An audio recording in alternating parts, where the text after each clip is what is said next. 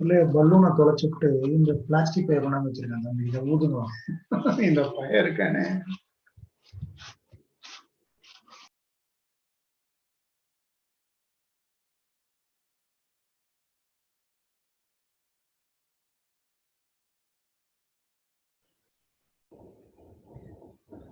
Good evening. On behalf of IAP technical team, I welcome you all to this webinar on upper segment pain management through breathing technique in KCAT way. Today's webinar is being streamed live on IAP India YouTube page. Please subscribe to our channel to get regular updates about our webinar. Today's webinar is being hosted by IAP and IAPWC of Maharashtra state. The coordinators, moderators for this webinar are Dr. Darshana Trivedi, Joint Secretary of IAP Maharashtra, and Dr. Snehal Patel, Joint Coordinator of IAPWC Maharashtra. If you have any questions during the presentation to ask to the speaker, please put them in the chat section. It will be addressed at the end of the presentation. Now I ask the moderators to start with the session. Yeah. So good evening to everyone. The one more session is. Am I audible? Yes, sir. Yeah. Sir, Darshana will speak. Then you will start. Yeah. Darshana, share your screen.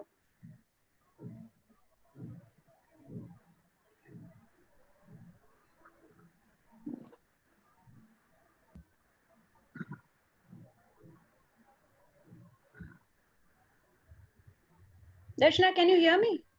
Yes, ma'am, I can hear you. Okay. Can I share my screen? Yes, yes.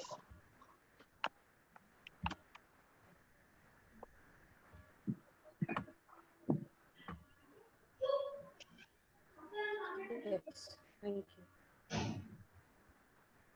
Is my screen visible? Yeah. Pick it in full screen. Is my screen visible, ma'am? Yes.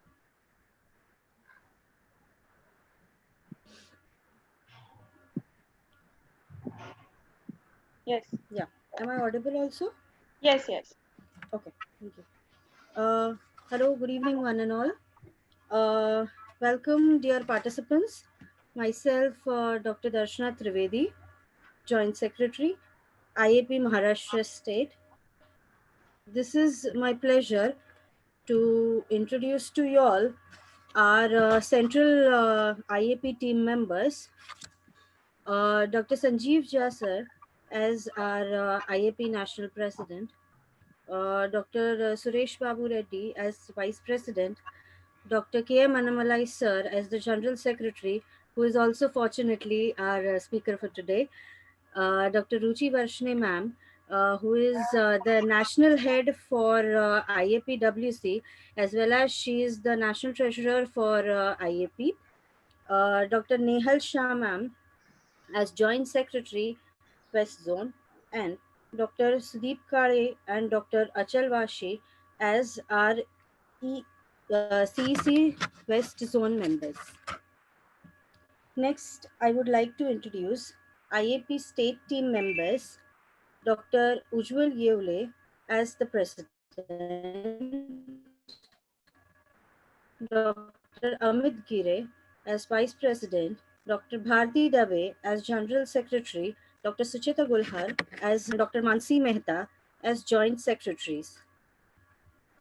Our state EC members include Dr. Sanjay Rajhans, Dr. Sohan Shelar, Dr. Suraj Kanse, Dr. Rahul Deshmukh, and Dr. Asmita Mahorkar.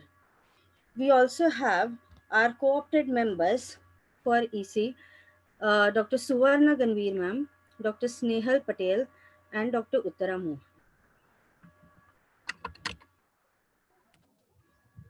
This is our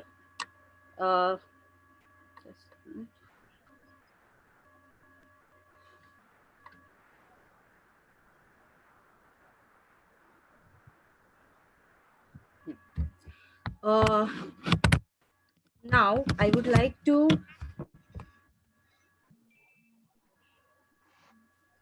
Now, dear participants, I would also like to introduce to you all our women's cell members. Just let me give you a gist of IAP Women's Cell. IAP Women's Cell was started on 30th of May 2018. It functions under the guidance of National Head Dr. Ruchi Varshne Ma'am and IAP President Dr. Sanjeev Jha sir. IAP Women's Cell works towards conducting public awareness camps, CMEs, and workshops. It aims to bring together all physiotherapist professionals for sharing knowledge and improving public awareness among physiotherapists. In IAPWC, we have 5 zones in India. With heads of each, Dr. Pooja Kamble ma'am is the West Zone head. Now, our IAPWC state team includes Dr. Suvarna Ganveer ma'am, who is the state coordinator, Dr. Snehal Patel, the state joint coordinator, and the sub-coordinators are Dr. Uttara Mohan, Dr. Priya Karande, and Dr. Nirali Sanghvi. IAPWC Maharashtra has conducted 40 plus low-cost activities in various districts. In the first corporate IAP conference held in Indore in April 2019, Maharashtra State has received award for Best IAP Women's Cell. With this, I would invite Dr. to please introduce.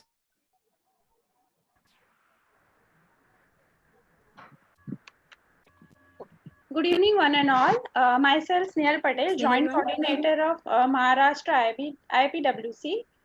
So it is a great pleasure to meet Dr. K.M. Annamalai sir. He is a MPT in Cardiorespiratory. He is a General Secretary of Indian Association of Physiotherapy. He is a Chancellor of Gandhi Rural Institute under the Ministry of Human Resource Development.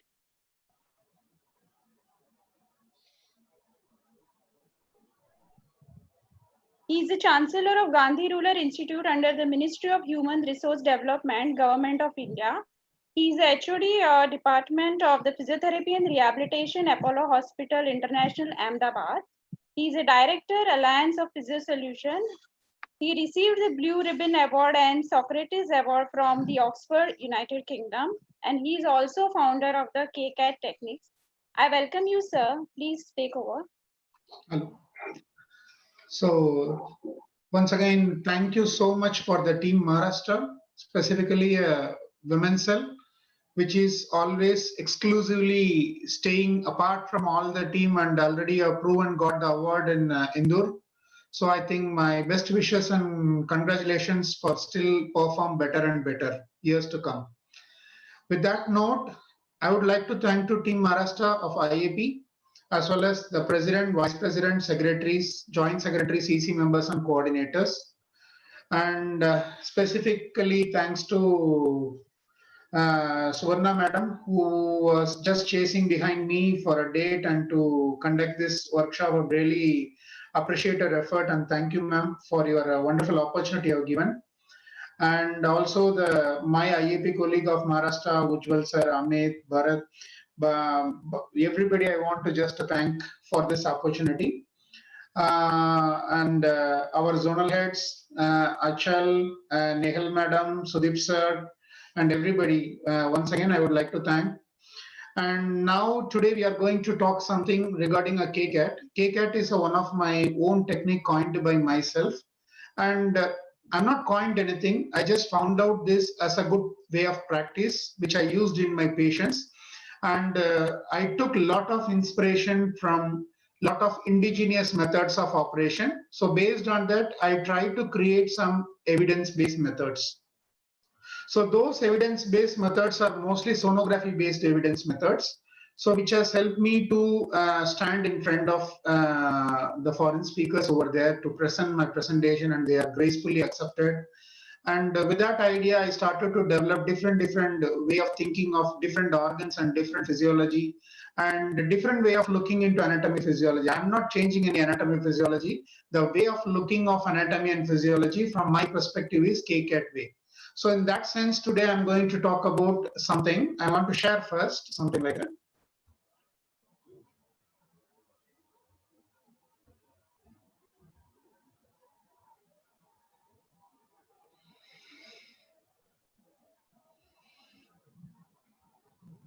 Everybody can see this?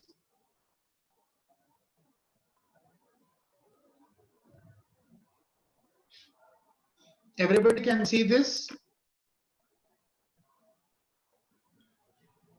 Hello, can you see? Yes, sir, it is visible. Yeah. So what my topic is today, the upper segment chronic pain management through breathing technique. So the first and foremost, this is my favorite slide. So nowadays we are living in a very busy world. In spite of Corona, our brain is keep on running. It is something like a rapid movement happening around our brain, which is continuously in and around. We are thinking a lot of process. The toughest job is sitting, stay idle without thinking anything with a blank space in the mind is the toughest part. I think everybody will agree with this. So because the human mind on this era is keep on running about the ambitions and about the life and about the achievements or about the things or depression or they want to be happy. They are just searching for joy and everything. So it's not just a comfortability or they are just fighting for the existence or for the rights and power and money, power, sex, lot of things and love. So it is a mind is a completely all the GBs are occupied by predisposed thoughts. So everybody agree with this point. So nowadays in English we are human beings, but nowadays unfortunately we become human doings because we do from the morning to night, and especially before COVID, the life was horrible. Everybody will do. But most of them are ambitionless, aimless life because they are human beings rather than they have become human doings. Because we always doing. We do not know why we are doing, what we are doing. So we are just on the rush. It's a fact of life. So anybody is having a time to understand that. Did you know that average person takes you 23,000 breath each day? How many do we even notice this? We don't have a time because we are so busy with a lot of priority things, but we forget about our primary things. The primary things are priority, people forget about it. So do you know that average person takes 23,000 breath every day? It's not a joke. 23,000 times your lungs are just expanding and closing. And 23 times that lungs are supplied by the nerves, which is actually accelerating the electrochemical charges. And the 23,000 times actually your diaphragm is working. 23,000 times your diaphragm is massaging your internal organs. And 23,000 times your nasal airway is kept patterned. So 23,000 times your upper respiratory tract is kept on beautifully opened for allowing the air inside. What not? It is a great work. It's an art. It's an art of work, actually, a piece of art made by the God. So how many times we notice? Okay, if I ask anyone what is breathing? Breathing is a simple process. Just breathe in and breathe out. It's just tip of the iceberg, what we know mostly. So most of us, if we ask what is breathing, they will say that you take the air in and take the air out. So it's called breathing. That's correct. It's correct. But it's a tip of the iceberg. So below the iceberg, there is a lot of things to understand about the breathing. Breathing is the most complex and unique process in the body of physiology, which is made by the great creator God. The tip of the iceberg means a small indication, which means a big problem behind it. Okay. If I ask what is the normal breathing, somebody says thoraco-abdominal breathing. Somebody says abdominal thoracic breathing. Somebody says, sir, you have to breathe slowly. Somebody says that moderate breathing. Somebody says that effortless breathing. Somebody says that the breathing should be normal only if you are rapid. So actually, what is normal breathing? Many people do not know. There is no word called normal breathing because the breathing is a very good modulator. It always modulates according to the need and requirement. You see these three diagrams, the beautifully amalgamated. The first fellow is running for a 100-meter race in the Olympic. He is running it fast.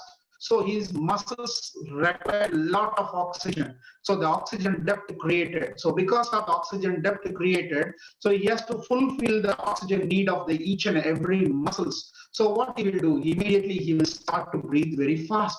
So it's a shallow, deep breathing. So we can call it it's a shallow breathing or deep breathing, and it's a rapid breathing. So for this guy, once you ran and he's completed his 100-meter dash, if he is going to breathe it rapidly for next 5 minutes, and which is going to be absolutely normal breathing pattern. You cannot call it as abnormal breathing pattern because he is doing rapid or shallow breath, because he want to just compensate the oxygen depth. So for him at that time, at that moment, that is a breathing pattern, is a right breathing pattern. Suppose he is running 100-meter dash, at the end of the 100-meter dash, he is not going to breathe rapidly. That means it's not good because he is not going to manage his oxygen demand of the body. So that's why I'm saying no breathing is called as a normal breathing or abnormal breathing. The moment will make you to understand your body to modulate the breathing patterns. So if you see the ballet dancer, so this ballet dancers always breathe very rhythmically along with the movement of the body. So they sway like a swimming or something like a fish, actually fins or tails are moving like that. So basically they are just slow rhythmic breathing. So this rhythmic breathing also you cannot call abnormal breathing, because that breathing is required for ballet to maintain the accuracy and achievement of balance on the toes. Similarly, if somebody is breathing very slowly, relaxedly with the expiration more long, om kind of, or they are meditation, during the meditation they are breathing a long breathing out. So that is a need of that. So it is actually not, you cannot call that its rate is very less, so it is not a normal breathing. So this is normal breathing for yoga. So the activity demands the breathing, and activity decides the breathing pattern. So there is no regularly normal or abnormal breathing pattern. The good breathing pattern means your breathing pattern can be able to adapt to the requirement of physical requirement or mental requirement. Then you have a good breathing pattern. Okay, let me talk about sympathetic and parasympathetic nerves. Many people knows that the parasympathetic nerve is for good food to eat and relax and digest and rest. Parasympathetic nerve is for fight, flight. Suppose a lion is coming, your sympathetic overactivity gets started. Whereas you want to do a yoga, your parasympathetic activity gets started. You want to relax, massage, your parasympathetic activity get relaxed, started. And you want to eat the good food with good swag or just good taste or good flavor. So actually your parasympathetic activity gets started. So basically the sympathetic and parasympathetic activities are maintaining not only your heart and also maintaining your lung function. So this is actually, so what you can see means, if you see the parasympathetic activity here, it is actually constrict the people and stimulate the saliva. So salivation is very important for digestion and slow down the heartbeat. So slow down the heartbeat means each heartbeat will become more efficient to supply a very good amount of systemic circulation. And constricted airway, the airway get constricted and stimulate the activity of stomach. So inhibit the release of glucose and stimulate the gallbladder and stimulate the activity of intestine. So intestines start to go peristalsis smoothly and contract the bladder and promote the erection of gelatitis. So if you go for a sex, or if you go for a good food, or if you go for relaxation, everything is rely on your parasympathetic. So the sympathetic, it dilate the pupils and inhibit the salivation and increase your heart rate and relax the airway and inhibit the activity of stomach and stimulate the release of glucose, inhibit the gallbladder, and inhibit the activity of intestine. So that's very important. If you are going for somebody's funeral, you won't feel hungry, because reason is you inhibited the activity of your intestine. It secretes the epinephrine and norepinephrine and relax the bladder and promote the ejection and vaginal contraction. So basically the sympathetic overactivity is for sustaining for a temporary purpose to protect you from the danger. It should not be a regular activity of your life. If it is going to be a regular activity of life, we are going to call the term called stress. And if it is not going to, it is going to come now and then, then it is just a mechanism to protect you from the danger. Whereas the parasympathetic activity should be always a sustained, but unnecessary, because of we are converted ourselves from human being to human doings. Nowadays, we are more reliant on sympathetic nerve activity. We are less exposed to the parasympathetic nerve activity, which is an unfortunate again. So this is a Maslow's hierarchy of needs. So if you see the Maslow's hierarchy of needs, the base is called as very, very important, because without base you cannot make a house of the top. So the tip of the triangle cannot be achieved if you don't have a strong base. In the strong base, what are the things they have written? Physiological: breathing, food, water, sex, sleep, and homeostasis and excretion. In all these factors, if you take the first point, the Maslow's also says that breathing. So without breathing, no life. The breathing is everything. So look at that. Breathing is a first point of, so it's a physiologically also very, very, very, very important. Okay, let me talk about a little further into breathing. Now we have seen the importance of breathing and how breathing has been inculcated in our lives. Now I want to show something like how the breathing is controlled by the nerves. So I don't want to lose one important nerve regarding the breathing. I love this nerve. So this nerve is called as phrenic nerve. So this phrenic nerve is, the great part is, it starts from, you see this picture, C3, C4, C5, anterior rami. It passes through scalene, and also it passes through the pleura, which is a covering, which is a shirt, a layer covering the lungs, pleura, and also it covers the pericardium, and pericardium is a mediastinal space. It is a covering for your heart. So which is also continued to be a great wall of China. Diaphragm between the thoracic cavity and abdominal cavity is diaphragm. So both right and left diaphragm is totally covered with this phrenic nerve. So it is also supplying a supplement branch to the shoulder tip. So most of the time the tip of the shoulder is always associated with your breathing problem or your diaphragmatic problem or your gastritis. That also reason for your shoulder pain. This is one of the clinical evidences or clinical pulse. So the C3, C4, C5 is a very, very important segment which is giving to the phrenic nerve. The phrenic nerve is basically, it is both motor and sensory. Okay, let us talk about the breathing. So how we'll see, it is a mechanical process with the fueling the respiration. So what I want to say is how it is a mechanical process. A diaphragm moves down, a diaphragm moves up. Diaphragm moves down, diaphragm moves up. When it moves down, it is an inspiration, and when it moves up, it is an expiration. So it's a mechanical process. It keeps on moving. Similarly, your rib cage is opening and closing. Your frontal axis is and closing, opening and closing, and anteroposterior also is open and close, open and close, open and close, something like this. Okay, so all these dimensions are opening and closing, opening. So it is mechanically, it is just fueling. So because of this mechanical movement, which create internally the difference of pressure. So due to this difference of pressure between the atmospheric pressure and internal thoracic pressure, intra-abdominal pressure, the air is getting attracted into the lungs. So basically, this is basically that lungs which is receiving the oxygen. So then it starts to become a chemical process. So mechanical process is fueling the chemical process. So which is a primitive process. The mechanical process is a primitive process. The mechanical process fuel the process of respiration, which is at the alveolar level. So from this alveolar level, the oxygen is used by again the mechanical process as a fuel. So it is vicious cycle. The mechanical process fuel the respiratory process, and respiratory process further fuel the mechanical process. It is a continuous cycle. So it's a motor behavior. Yeah, we accept it is a motor behavior. It's a synchronized muscle work. It's not a single muscle. I won't say it is a diaphragm. It is a diaphragm, but diaphragm has to go and work related with a lot of cooperation of different kind of, no operation without cooperation. And airway patency is very, very important. The patent airway, if there is any problem, then that is also a problem in breathing. And range of motion of the rib cage. Each rib has to move beautifully. So otherwise it won't synchronize with each other. Then also there is a problem. And specifically, all these ribs are attached to front and back to the spinal cord. So the length of the spinal cord is very, very important. And the posture of the spinal cord is very important for better breathing. So the breathing regulating factors are mechanical process, motor behavior, synchronized muscle work, patency of airway, range of motion of the rib joints, and spinal range of motion. Okay, this is one of the beautiful slides. The phrenic nerve is, I said, it is both motor as well as sensory.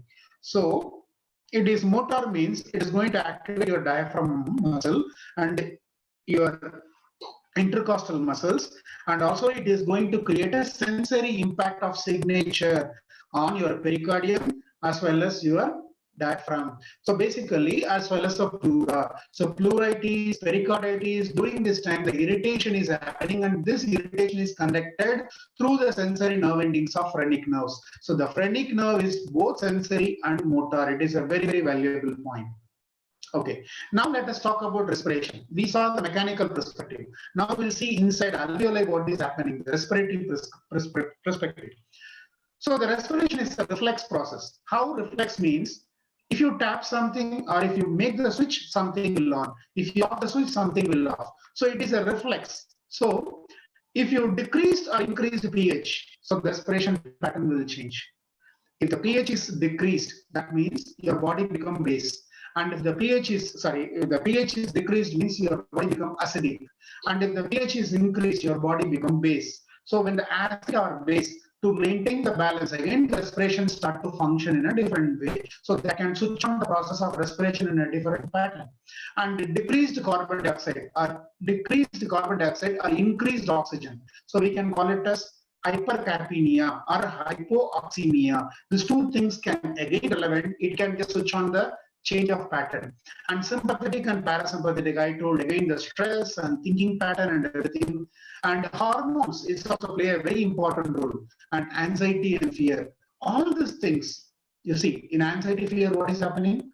In our body, the cortisol start to produce more. Once the cortisol start to produce more, it produces down your immune system, as well as it is a steroid. So when the steroid happens, the metabolism starts more. So when the metabolism starts, you require more oxygen demand. So obviously anxiety and fear can increase the pattern of respiration. Okay, let me show this. It's a very beautiful picture. I love this picture. So here, if you see that the systemic circulation, equally, that is actually VO2, that is a utility of oxygen, vascular oxygen. It is utility is maximum is by muscular muscles, peripheral skeletal muscle is 27%. Try to understand. The 27% your muscles require the oxygen. Similarly, next highest required is liver. So liver and muscles, they are eating more amount of oxygen. Next, if you take next to them is kidney is 20%, as well as your brain is around 21%. They are near and dear. At the same time, if you see, the heart himself takes only 11%. It's consuming very less. So basically, who is consuming high level? So consumption of high level is your liver and skeletal muscle. So if you want to create oxygen demand, you can work either on liver, it's related to your diet, or related to your skeletal muscles. They can create more amount of requirement of oxygen, so the oxygen can be demand increase can be better. So the connection between the dysfunction and breathing and upper body pain. So how this is a very kind of a topic which is confusing, that what is the connection between the breathing pattern and upper body pain? Everybody must have thought of, yeah, if the diaphragm doesn't do the job well. See, what is the function of diaphragm? Diaphragm is a great wall china between the thorax and your abdomen. When you breathe in, so air is going inside, so diaphragm should go down fully. And if you are going to leave the air, the diaphragm should come up. So when this is not doing its function fully, what will happen means you will start to recruit the upper chest muscles, for example, Pectoralis Minor, Scalene, Sternocleidomastoid, and your masseter and your subclavius. All these muscles you start to recruit. So once you start to recruit all these muscles are accessory muscles of respiration. They are not main muscles. So when you start to recruit all these muscles is not meant for breathing. So basically they are not trained for breathing. So when they start, they are given only for support for a temporary time. I said that the runner, he required for a temporary moment. That time it can act, but it cannot be act continuously. So in COPD patient, it act continuously. So basically this pattern will start to produce a lot of pain and dysfunctions around the upper segment of the body. So the diaphragm is a key. So many people, we don't treat the diaphragm. We always treat about all the skeletal muscles. I agree, that's important. But skeletal muscles are symptom management. You are not going through the root cause analysis. If you go through the KCAT, is all about root cause analysis. If you go through the root cause analysis, the major stakeholder is your diaphragm, which is not functioning well. That's why distributed the work to the upper segment of the body. So upper segment of the body is activating too much beyond its level. Unfortunately, these muscles aren't built routine for respiration and they get exhausted and they become tender. That's why you got tender spots. Okay, so hydraulics of respiration, this is a beautiful slide. So when the diaphragm contracts, the dome flattens significantly and it flattened, it pushed towards. Yeah. Sir, sorry to interrupt. There Yeah. is little background disturbance in the audio. Can you check? Background when you're disturbance. speaking, there is background noise coming. Okay. Switch on the AC.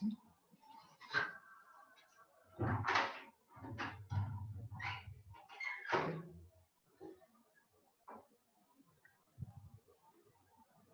Now you got any background this thing? It is still there. It is less, but still there. Now look at this. Now it is there. No, now it is clear. It's clear, na? Yes. Yeah. When the diaphragm contracts, what happens? No, when the diaphragm contracts, the dome flattens significantly and flatten it, push down the viscera like a hydraulic plunger. So it's a very beautiful example. Why I use the hydraulic plunger means, see, this is the diaphragm, which is on expiratory phase. When inspiratory phase, it flatten, it flatten, it flatten. Suppose if I'm saying Om. So when I'm saying Om, what is happening? It's like this. When I'm doing an inspiration, so it is flattening, flattening, flattening, flattening. When it is flattening, it is pushing down all the abdominal organs. It is massaging the abdominal organs, liver, stomach, and you have your gallbladder and everything. It is just massaging. So when it is massaging, pushing down like a hydraulic plunger. So that's why I said the plunger. Plunger means it is pushing down hardly to do. So that's why the flattening of diaphragm is very, very important for your digestion. Okay. So what is good breathing? So I always recommend the belly breathing is a good breathing. Why? So we should understand why I'm just recommending belly breathing is a good breathing. So when belly breathing, when I'm doing, what is happening means the diaphragm moves and belly must move. It doesn't move out. You simply are using your diaphragm. Your belly is not coming out. That means your diaphragm is not in function. Simple. So whenever you breathe, your belly should move in and out. So when the belly is moving out, so that means the diaphragm is pushing hardly. So it increases the intra-abdominal pressure. It is pushing the wall out. That is a simple logic. So when you breathe in, so that means you're using the entire chest cavity to fill the air. So what happened means this is like your diaphragm is like an umbrella. So it just open up like this. So when it is open up like this, it push down, plunger, hydraulic plunger, push down. So when it push down, the abdomen just go forward. So basically belly will come out. So good breathing describes the belly breathe, the abdominal breathe, or we call it as a diaphragmatic breathing. So what is the beauty of abdominal breathing means? During this breathe, the belly push out while ribs are stabilized. Ribs won't move, whereas only the plunger will move, whereas the ribs are stabilized. So if plunger is moving along with the ribs are moving, what is happening? Actually, the force won't be effective to push down. So basically, if the ribs are stable and only the plunger is moving down, that is here the plunger means I'm calling the diaphragm is moving down, where this is stable. So what happened means it push all the things forward. So basically the breathe into the belly, promote relaxation and manage stress. So breathing belly, why it is? Because when you breathe in belly, you're pushing the plunger. What is that? Your diaphragm. When you push the diaphragm, diaphragm is connected with your phrenic nerve. Phrenic nerve is both sensory and motor nerve coming from C3, C4, C5, anterior rami. So basically it is getting trained. It is getting trained. It is getting stretch and relax, stretch and relax, stretch and relax. So basically it improves your parasympathetic activity. So when it improves your parasympathetic activity, basically you get relaxation. So the belly breath is for relaxation. Okay, what about the chest breath? Chest breath can be adapted for few minutes or few seconds or very few times. Because reason is when you are more exhaust yourself, you need more oxygen demand. During that time, for a moment, to neutralize your body or neutralize your acid-base level, for a temporary means you are recruiting your accessory muscles and you are using your chest breathing. So what is the problem in chest breathing? Means in chest breathing, your diaphragm is not functioning well. You are just opening the chest anteroposterior, anteroposterior, anteroposterior. So your belly is not working. So belly is not working fully means your diaphragm is not pushing down. So diaphragm is not at all functioning. Phrenic nerve is sitting ideal. So what will happen is this will improve the sympathetic activity. So sympathetic activity is, again, you know what are the drawbacks. So the ribs are lift. So here the ribs will get lift, but whereas the diaphragm stays, only ribs will get lift, diaphragm stays. So the diaphragm has to move, the ribs has to stable. It's a normal. But if the ribs moving and the diaphragm is just not moving, then it's not good one. Okay, this is a difference between the belly breathe and chest breathe. So you can see that in belly breathe, what is happening? The ribs are stable. You can see the ribs are stable, the diaphragm is moving.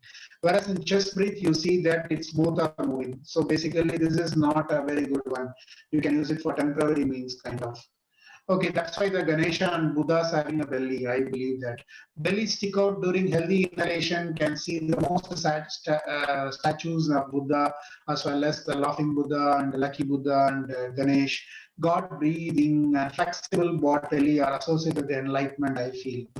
So, but actually, the belly breathers, they are belly breathers. They are good actually.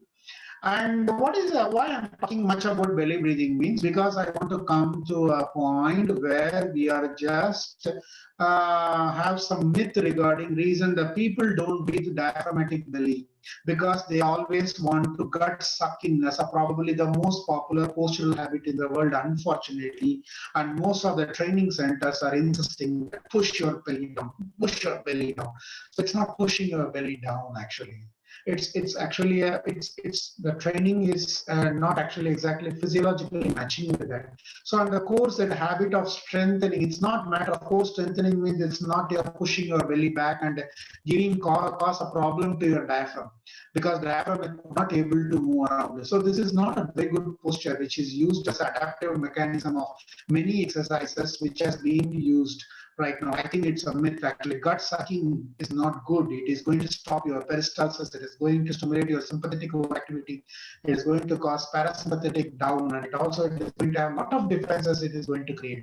So basically, the gut sucking, or even in photographs, you are just pushing in, and in some of the, and actually in Pilates, actually they are not asking you to suck your tummy in. They are saying that you maintain the tummy in a toned position, but people will take that in another way that they are asking us to suck the belly down. So basically, these are all the drawbacks which in understanding and comprehending and delivering the therapy to the patients.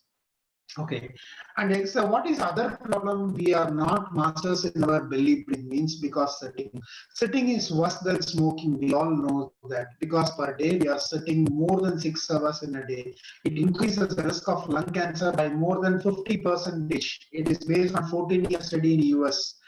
Basically what happens sitting, when you sit, what is happening basically? So you are actually using more chest breathe as well as you are using less belly breathe because a belly breathe is belly because there is a distortion in the length tension relationship of the muscles. And sitting is no smoking. A life lived mostly in chairs with hips flexed 90 degree, belly compressed from below makes diaphragmatic breathing a little bit mechanically difficult. This is the reason for that. Okay, so what is the alternative? The reverse breathing. At 10 people you see, you pass on the street, 9 of them probably breathing in reverse pattern. Instead of letting the belly out, because it's a social stigma, outward during inhalation, they try to suck in. You just randomly check your 10 patients. All the 10 patients, you don't talk about anything regarding breathing, just look at their tummy and what they are breathing. You just correlate with inspiration, expiration. Exactly, they will have a reverse breathing of out of 10, 9 or 8 people. It is so challenging to inhale while your belly is sucked in, and it is surprising this. It's surprising because it's a very tough process. But how the people are just adapted to that, we do not know. Okay, when we do sneezing and coughing, let us see our yawning, what is happening. When we are sneezing or coughing, it's a high pressure activity because it is a sneezing and coughing are it is actually a outcome of pressure against a closed epiglottis. So what will happen? The pressure will be more. It is to open the door up. So every fiber of the muscle attached to rib cage contract violently. You keep your hand over here and cough and see. All the ribs will move. So yawning is not heavy recruiter, but still much more intense than normal breathing. So when you yawn also, it recruits more intrinsic muscles. It is not heavy as breathing, but still it is a strong recruiter of muscles. So the diaphragm is the most important breathing muscle. It always has a work and even relaxed breathing. So even when you are relaxed breathing, diaphragm is functioning. So diaphragm is like a heart. It is keep on continuous working until our death, even at whatever may be the intensity. It is also having a challenges like a heart, but unfortunately it is not getting its limelight like a heart. It's very unfortunate. I want to show this anatomical view. It's very important to understand the functional anatomy because KCAT is all about functional anatomy and structural physiology. So basically you see here the left phrenic nerve, which is supplying to this diaphragm basically, as well as this is actually diaphragm, and you can see this is your periosteum. This is actually your pericardium. And this is basically, so you can see there's the pericarditis and the pleuritis as well as the diaphragm. So sensory motor pathway. So it is directly involved. So intercostal muscles, again, we should understand it's a very tiny muscles because between the ribs, but recruit for slightly forced respiration. But this will start to recruit only if there is a forced respiration. Suppose we are doing a spirometer, or we are blowing a balloon, or we are just trying to blow something out, or we are just blowing for test of spirogram. So during that time, we are recruiting more amount of these muscles. Okay, abdominal muscles. These muscles pull the rib cage down and push the diaphragm up. It's a very beautiful muscle. See, the abdominal muscles, it pull the rib cage down. So that means it can push the diaphragm up efficiently. So basically, it's an expiratory muscle because it pull the diaphragm, it pull the rib cage down and it push the diaphragm up. Reverse action like a pen. In the pen, how the cylinders move down and this moves up. So similarly, it works. That is the relation between abdomen as well as the diaphragm. Okay. Quadratus lumborum. It is one of the muscle. Many back pain patients come that after sneezing, I'm getting a back pain. Or sneezing, I'm just getting a pain. It's going around my leg. So coughing and sneezing. Immediately we look for a spine. Yeah, definitely spine may be the one of the cause. But most of the times in acute problems, quadratus lumborum is a hero because quadra means four. It's a four side, and it is a lumbar. It is near the lumbar area. This is a low back muscle, and on your what is the beauty means? Why when you are coughing or sneezing? Already I said coughing, sneezing, yawning are the high force activity. So when you want to give a high force, the quadratus lumborum pull down hard your bottom of the rib. People sometimes tear it when it sneezes. Sometimes sneezing time they will get an injury of quadratus lumborum. So quadratus lumborum can go for injury on sneezing or coughing heavily. So that's why the people believe that there is some fracture of the ribs or something like that if they are osteoporotic. Most of the time microbial tears happens in quadratus lumborum. That is the reason they have a pain basically. So what is happening means you take a monkey which is holding the branches and it is dancing like this. Like this, the quadratus lumborum will just pull the ribs down. So similarly, when you are just forcefully when you do expirate, what will happen? It is pulling down, that is pulling up. So what is happening? There is a chance of tear. So this is the beauty of quadratus lumborum. Pectoralis minor. It's one of the muscle. We should not neglect this muscle.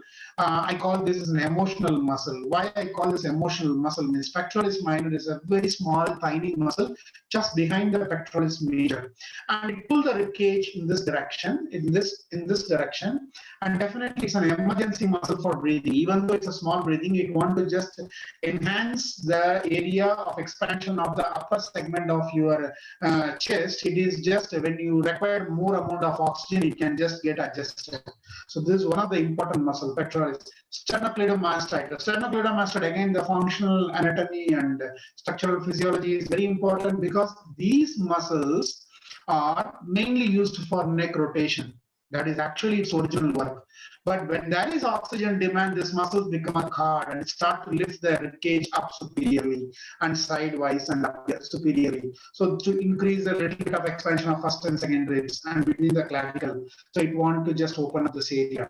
So this is again, the sternocleidomastoid is again one more reason it will create a lot of tender spots, because when diaphragm is not working, when you are using more amount of chest breathing pattern, the sternocleidomastoid is with a lot of tender spots. We treat always a lot of tender spots over here, ultrasound or something like that. We forget, we work on symptomatic management like paracetamol, but we have to work on the diaphragm, which is actually antibiotic. So when you start to recruit the antibiotic, when you start to work on it, it is going to stop permanently. And scalene is other very important and beautiful muscles because it is directly involved or indirectly involved.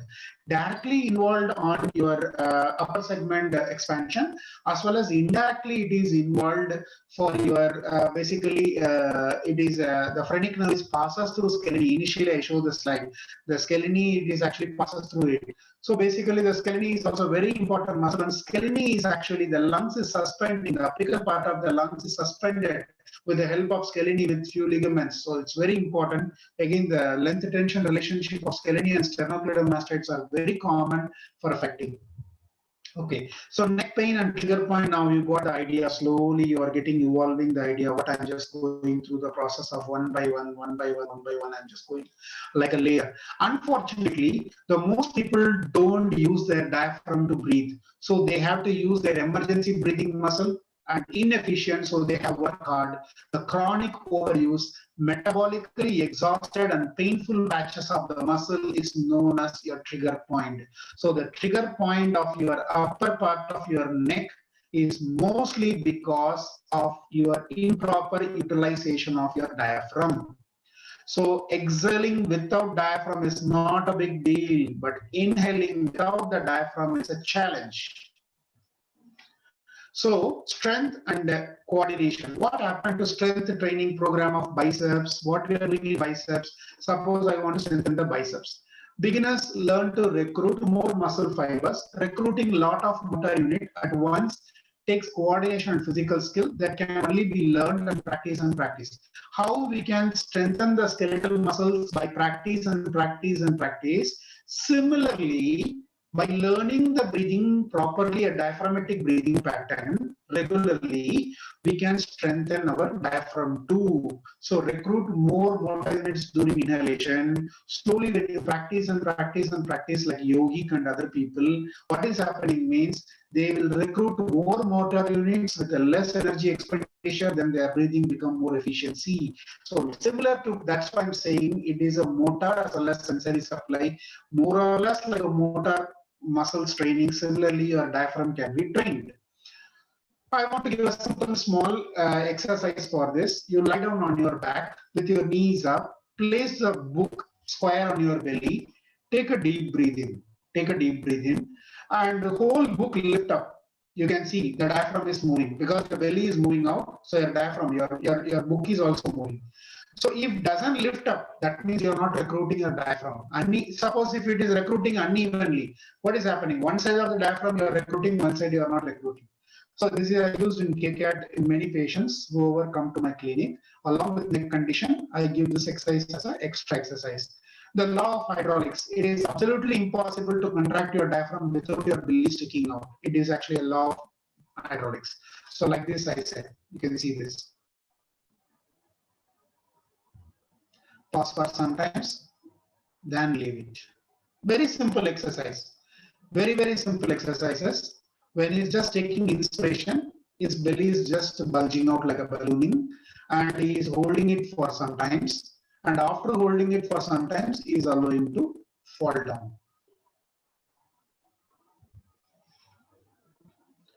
So this is called KCAT book lifting exercises. Visual feedback is how you are going to learn when you're actually contracting the diaphragm. So it gives a feedback for you. biofeedback for you. Now do that at least 20 times in a row. Your diaphragm is strong unless you can lift it at least 3 centimeters every time. Every time it should go for 3 centimeters. When it gets fatigue, it go for less centimeters. But every time you try to achieve 3 centimeters, 6 would be the better or best diaphragm, I can say. So with this small idea of your kind of KCAT way of thinking, I always call that functional anatomy and structural physiology, which is a common word they are used in KCAT. So basically with that, this is an idea. It's a small eye opener. I have a small time, so I want to utilize this time in a better way. So I think I'm just given what you feel. Now you can just go about.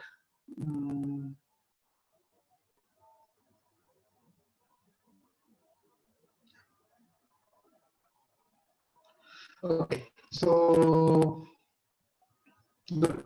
So now this is a small idea I want to share with you all. So I have completed my time which I was given, and I just finished well on time, I think. So now you have any doubts or questions, you can just ask me. I think Swarna madam is online, or Ujjwal sir is also there, sir. Thanks for the wonderful opportunity and best wishes, sir. And I think I can take some few questions, 1 or 2 questions I can take.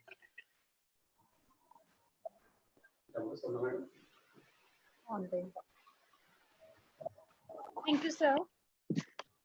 There are a few questions. Can you hear me?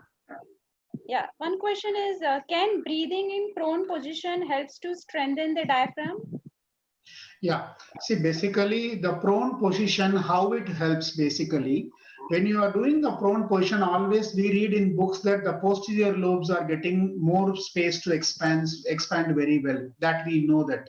So when we are prone, what is happening? Your belly is getting a resistance. When belly is getting resistance, what is happening is your diaphragm has to function against the resistance of the belly. So when it is working resistance against the belly, it is actually a kind of resisted exercise for your diaphragm.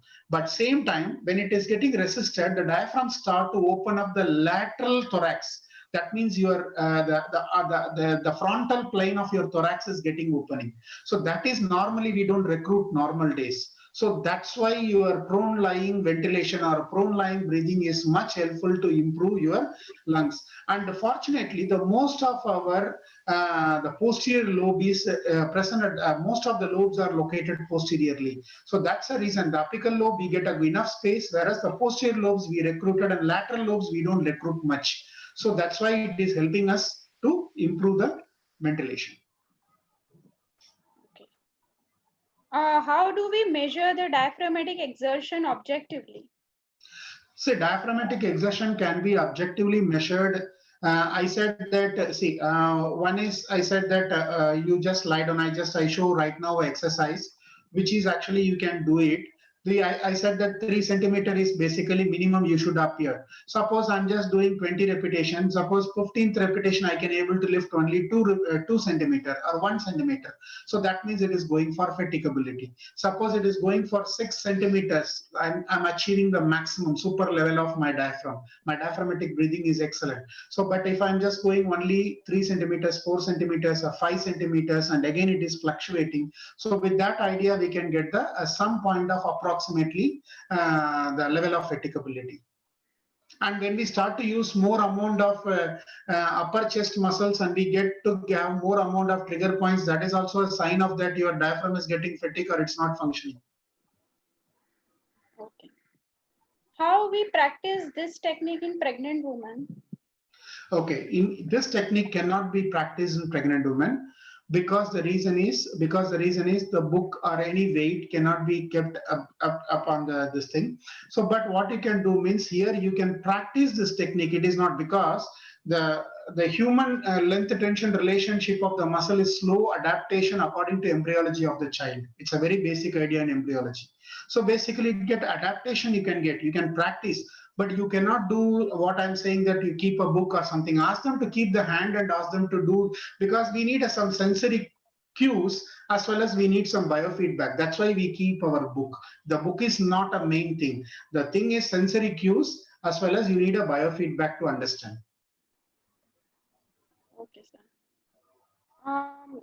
What is the meaning of reverse breathing?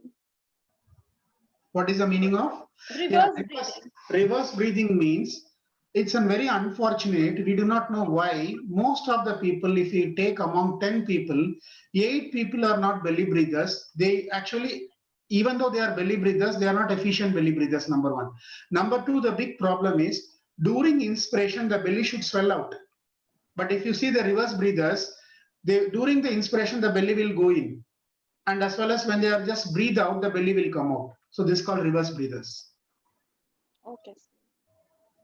In which cases this book lifting exercise is useful? See, I always give as one of the exercise for anybody who is coming for upper segmental pain. Once I get treated the symptoms, then I thought this is a root cause analysis. So what I'm doing means I want to recruit, if I check the diaphragm, if the diaphragm is correlatingly not functioning well, similarly they have this recurrent problems are coming in trapezius or sternocleidomastoid or scalene or pec minor, all this area comes, then I just recruit this exercise, one more additional exercise to them to add on to prevent it for further recurrence. Okay, sir. How to train the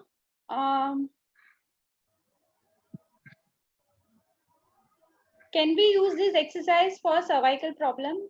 Absolutely, you can use it. It will give a very good impact.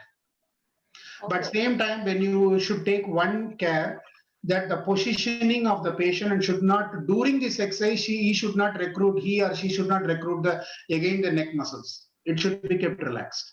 Only our aim is to improve your diaphragm. So once you automatically recruit the diaphragm, it starts to lose by itself. Okay, one more last questions. Can you explain about the clamshell breathing exercise? Clamshell. Yes. See, basically clamshell breathing exercises is, I don't have much idea about it, so I cannot comment on it. So that's for all. The other questions we'll ask later on. We are running out shortage of time. Thank you, sir. So again, And over to the Dr. Darshana.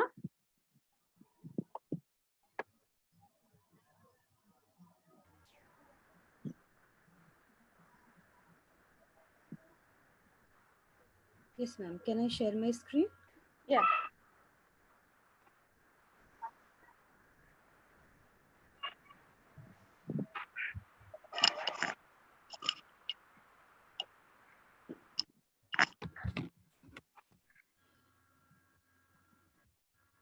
Is my screen visible now? Yes. Yeah. Am I audible? Can you just little bit speak aloud? Yes. Am I audible now? Yes.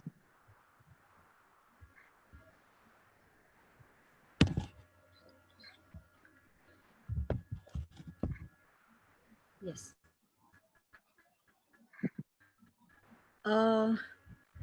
I would like to thank all the participants for attending this session. I would like to sincerely thank Dr. K.M. Annamalai, sir, our speaker for today. Thank you, sir, for sharing your knowledge and experience on upper segment pain management through breathing techniques in KCAT way. My sincere thanks to our IAP President, Dr. Sanjeev Jha, sir, and IAPWC National Head, Dr. Ruchi Varshne, ma'am. Thank you for this venture for upliftment of our field. I would also love to extend my thanks to Dr. Pooja Kamble, ma'am, Dr. Ujjwal Yevle, sir, Dr. Suvarna Ganveer, ma'am, and the entire Maharashtra state team of IAP as well as IAP Women's Cell for their constant guidance, which is actually made the session a successful one. Last but not the least, I would also like to thank our IAP technical team. Thank you once again, and please do share the feedback form which is already been shared on in the chat. This is for YouTube as well as the Zoom. Please do share the feedback form. And last, I would like to tell everyone to please register yourself to IAP, that is Indian Association of Physiotherapy. Thank you, one and all.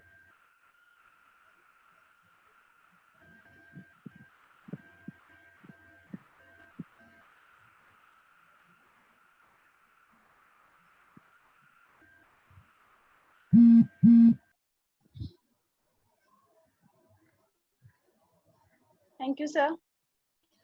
Thank you, Snehal ma'am, and thank you to Suvarna ma'am and Ujjwal sir, Pooja ma'am, and the entire EASY and the entire team. Really thankful. Thanks for the wonderful opportunity. Thank you, sir. Thank you. How do you, sir? Thank you, sir. Thank you. Thank you. Yes.